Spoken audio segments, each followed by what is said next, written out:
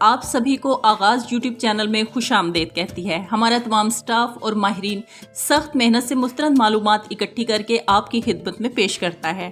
متعلقہ کتابوں، اخبارات، تحقیقی مقالہ جات کے ساتھ ساتھ ہم بین الاقوامی encyclopaedias, digital data base, research journals اور الیکٹرانک میڈیا سے بھی انفارمیشن حاصل کرتے ہیں، مگر پھر بھی ہم انسانی کمزوریوں سے انکار نہیں کرتے، جس کے لیے کمنٹ سیکشن میں آپ ہماری رہنمائی کر سکتے ہیں۔ ناظرین، اسماعیل عبدالسلام احمد ہانیہ حماس کے ایک سینئر سیاسی رہنما اور فلسطینی قومی اتھارٹی کے دو متنازع وزرائے اعظم میں سے ایک ہیں۔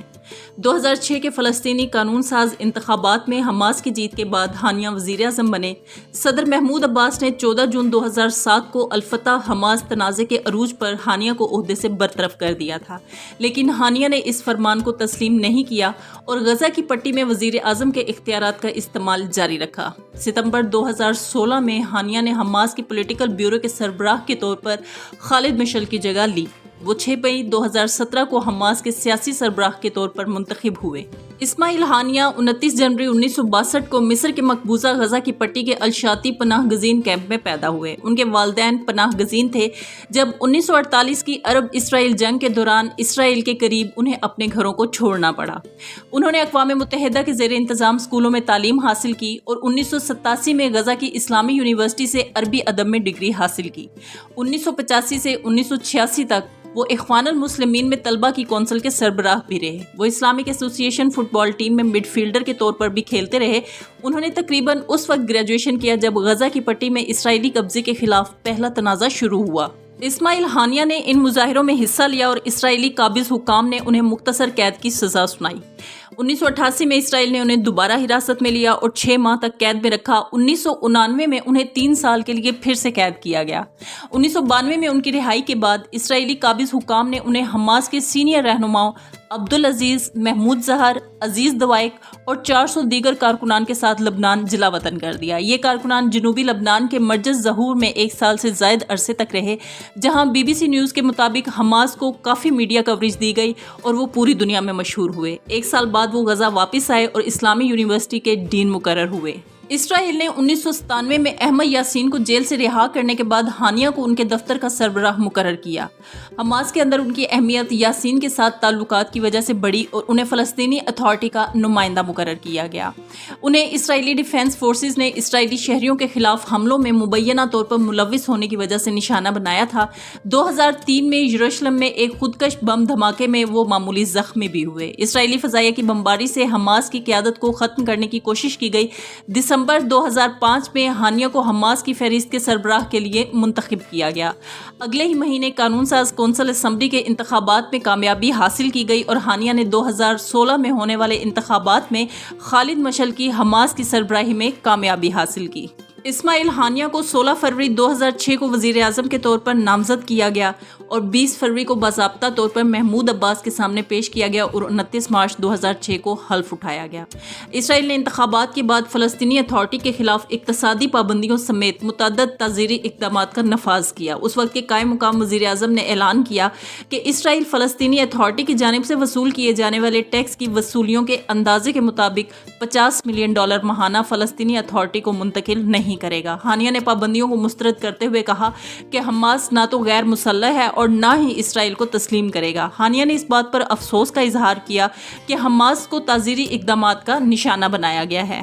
14 جون 2007 کو محمود عباس نے اسماعیل ہانیہ کو برطرف کر دیا اور ان کی جگہ سلام فیاض کو مقرر کیا گیا۔ اس کے بعد حماس کی مسلح افواج کی جانب سے فلسطینی اتھارٹی کے ان مقامات پر کنٹرول حاصل کرنے کے لیے کارروائی کی گئی جو امریکہ اور اسرائیل کی حمایت سے مسلح اور حمایت یافتہ الفتح ملیشیا کے کنٹرول میں تھا۔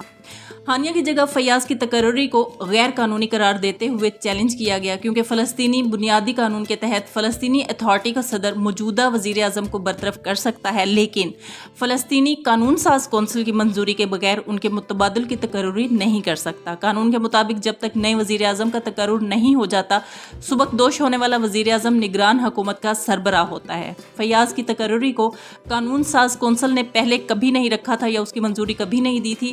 اسی वजह से इस्माइल हानिया ने गजा में अपना काम जारी रखा। फलस्तीनियों की एक बड़ी तादाद ने इस्माइल हानिया को कानूनी कायम मकाम वजीर आजम के तौर पर तस्लीम भी किया। बुनियादी कानून का मुसवदा तैयार करने वाले फलस्तीनी आईनी वकील अनीस अल कासिम उन लोगों में शामिल हैं जिन्होंने अवामी तौर पर फैयाज की तकर्री को गैर कानूनी करार दिया। महमूद अब्बास के साथ एक मुआहिदा तय पाना था ताकि महमूद अब्बास के नए इंतखाबात के मुतालबे को रोका जा सके। 20 अक्टूबर 2006 को अल फतह और हमास के दरमियान धड़ेबंदी के खात्मे के लिए उस मुआहिदे के मौके पर हानिया के काफिले पर गजा में फायरिंग की गई और एक कार को आग लगा दी गई। इस हमले में हानिया को कोई चोट नहीं आई। हमास के ज़राए का कहना है कि ये कातलाना हमला नहीं था। फलस्तीनी अथॉरिटी के सिक्योरिटी ज़राए ने बताया कि हमलावर हमास के साथ झड़पों में हलाक होने वाले अल फतह का एक करीबी रिश्तेदार था। 14 दिसंबर 2006 अल फतह और हमास के बढ़ते हुए तनाज़े के दौरान इस्माइल हानिया को रिफा बॉर्डर क्रॉसिंग पर मिस्र से गजा में दाखिल होने से मना कर दिया गया। बॉर्डर क्रॉसिंग को इसराइली वजीर दिफा के हुक्म पर बंद किया गया था। इस्माइल हानिया बतौर वजीर आजम अपने पहले सरकारी दौरे से गजा वापस आ रहे थे। वो अंदाजन 30 मिलियन अमरीकी डॉलर नकद लेकर जा रहे थे, जिसका मकसद फलस्तीनी अथॉरिटी को अदायगी करना था। इसराइली हुक्काम ने बाद में कहा कि वो हानिया को सरहद पार करने की इजाज़त देंगे बशर्ते कि वो ये रकम मिस्र में छोड़ें, जिसे मुबैना तौर पर अरब लीग को मुंतकिल कर दिया जाएगा। इस वाक़े के रद्द-ए-अमल में रिफा बॉर्डर क्रॉसिंग पर हमास के अस्करियत पसंद और फलस्तीनी सदारती गार्ड के दरमियान फायरिंग की इत्तला मिली। क्रॉसिंग को चलाने वाले यूरोपीय यूनियन के मॉनिटर्स को मुबैना तौर पर बहिफाजत निकाल लिया गया। जब हानिया ने बाद में सरहद पार करने की कोशिश की तो फायरिंग के तबादले में एक मुहाफिज हलाक और हानिया का अपना बड़ा बेटा जख्मी हो गया।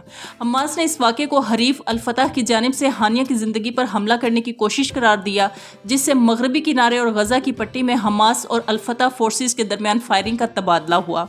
इस्माइल हानिया के हवाले से कहा गया कि वो जानते हैं कि मुबैना मुजरिम कौन है, लेकिन उन्होंने उनकी शनाख्त करने से इनकार किया और फ़लस्तीनियों के इत्तेहाद की अपील की।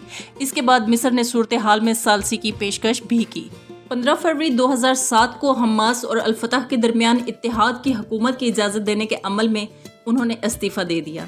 18 मार्च 2007 को एक नई काबीना के सरबराह के तौर पर एक नई हुकूमत तश्कील दी, जिसमें अल फतह के साथ साथ हमास के सियासतदान भी शामिल थे। 14 जून 2007 को फ़लस्तीनी सदर महमूद अब्बास ने 2007 की मुत्तहिदा हुकूमत को तहलील करने और हंगामी हालात का ऐलान किया।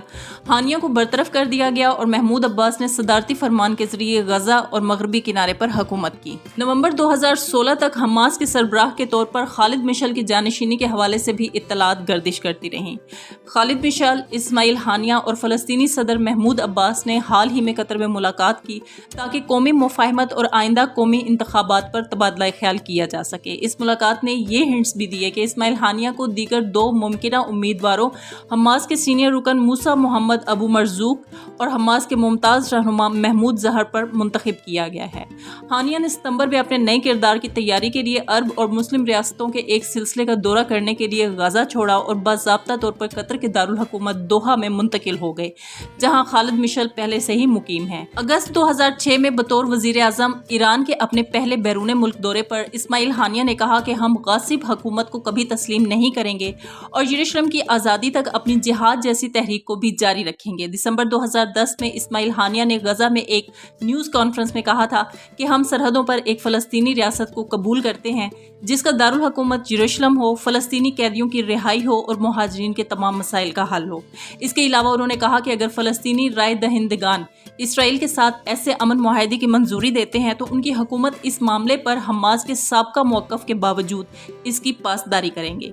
मई 2011 को हानिया ने अलकायदा के बानी और रहनुमा उसामा बिन लादेन की अमरीकी अफवाज के हाथों हलाकत की मजम्मत करते हुए कहा कि ये ऑपरेशन अमरीकी जबर और मुसलमानों और अरबों के खून बहाने का तसलसल है।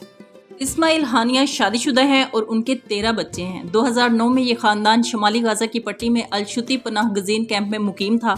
2010 में इस्माइल हानिया ने गाज़ा शहर के साहिल के करीब कुछ ज़मीन खरीदी।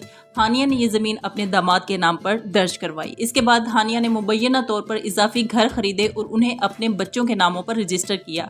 2014 के एक मजमून के मुताबिक हानिया एक करोड़पति हैं। मिस्र से गाज़ा की पट्टी तक सुरंगों के जरिए दाखिल होने वाली तमाम अशिया पर 20% टैक्स वसूल करते हैं। सितंबर 2016 में इस्माइल हानिया ने अपनी बीवी और अपने 2 बेटों के साथ हज का फरीज़ा भी अदा किया। 2020 में वो ईरान के शहर तेहरान में कासिम सुलेमानी के जनाजे में भी शरीक हुए। اسی کے ساتھ ہماری آج کی ویڈیو یہیں پر اختتام پذیر ہوتی ہے۔ مزید تحقیقی اور معلوماتی ویڈیوز کے لیے ہمارے چینل کو سبسکرائب کریں اور نوٹیفیکیشن کے لیے بیل آئیکن کو ضرور پریس کریں۔ سائمہ منصور آپ سبھی سے اجازت چاہتی ہے۔ اللہ حافظ۔